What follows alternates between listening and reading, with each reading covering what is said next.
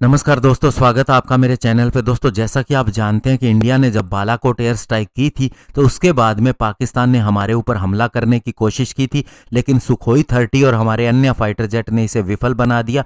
और दोस्तों, हमारे मिग-21 ने उनके F-16 को भी शूट डाउन कर दिया और पाकिस्तान दावा करता है कि उसने हमारे सुखोई 30 को शूट कर दिया, लेकिन ये पूरी तरह से झूठ है। और अभी दोस्तों एक वीडियो भी आया है जिसके तहत देखा जा सकता है कि किस तरह से सुखोई 30 ने अपने आप को न केवल बचाया बल्कि पाकिस्तान को डिफीट किया, और इसी के ऊपर आज हम बात करेंगे। चलिए दोस्तों शुरू करते हैं। तो दोस्तों, जब बालाकोट के बाद में पाकिस्तान एयरफोर्स ने हमारे यहाँ अटैक किया था तो उस समय दोस्तों उसका मुकाबला करने के लिए मिराज फाइटर जेट और सुखोई 30 MKI गए थे और इन्होंने एवेंजर 1 फॉर्मेशन बनाई थी। तो उस समय इनके ऊपर 4 AIM-C-125 AMRAAM मिसाइल फायर हुई थी, जिसका इन्होंने बखूबी जवाब दिया था, उस हमले को विफल बनाया था। और अभी दोस्तों इसका एक हेडअप डिस्प्ले वीडियो भी आया है जिसे रशिया भी बहुत ज्यादा उत्सुक दिख रहा था एक्सेस करने के लिए कि किस तरह से सुखोई 30 MKI ने अमेरिकन AMRAAM मिसाइल को विफल बना दिया, क्योंकि मॉडर्न AMRAAM मिसाइल को बीट करना बहुत ही मुश्किल होता है।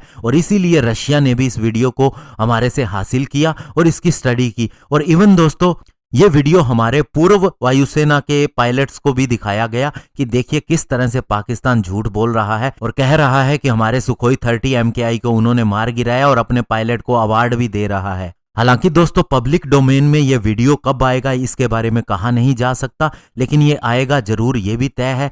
लेकिन दोस्तों अभी तक हम ये बता सकते हैं कि जिन्होंने इस वीडियो को देखा है वो ये बताते हैं कि कम से कम हमारी ये जो एवेंजर 1 फॉर्मेशन इन्होंने बनाई थी, इन्होंने 8 F-16 फाइटर जेट को चेज किया और देखा कि उनकी तरफ AIM-120 AMRAAM मिसाइल लॉन्च की गई है DMAX 1 की दूरी से। लेकिन दोस्तों इससे पहले कि वे और 3 मिसाइल जो उन्होंने दागी थी उसे गाइड कर सकते सुखोई 30 को गिराने के लिए, लेकिन उससे पहले ही F-16 के पायलट मैदान छोड़ गए और वहां से भाग गए।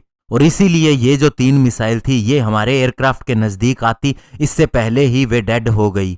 लेकिन दोस्तों जो चौथी मिसाइल थी वो बहुत ज्यादा नजदीक आने के करीब थी, लेकिन हमारे यंग पायलट ने बहुत ही अच्छी तरह से इसे हैंडल किया। उसने थ्रस्ट वेक्टरिंग का इस्तेमाल किया और साथ ही दोस्तों उस समय पाकिस्तान एयरफोर्स के F-16 फाइटर जेट की पूरी निगाहें उनके ऊपर थी, लेकिन फिर भी उसने अपने एक्सेसिव मैनूवर से और अपनी डोज करने की और जैम करने की क्षमता से अपने आप को बचा लिया। और आपको यह भी पता होना चाहिए उनकी मिसाइल की रेंज 100 किलोमीटर थी, हमारी मिसाइल की रेंज 80 किलोमीटर थी, तो उनको 20 किलोमीटर का एडवांटेज था जो हमारे पास नहीं था। दोस्तों इंडियन एयरफोर्स के इस हमले को विफल करने के पीछे एक कारण और भी है। उसकी ईयरली एक्सरसाइज होती है रिपब्लिक ऑफ सिंगापुर एयरफोर्स के साथ में, जिनके पास F-16 फाइटर जेट की फ्लीट है। ये हमारे वेस्ट बंगाल के अंदर होती है, यानी ईस्टर्न स्टेट के अंदर होती है।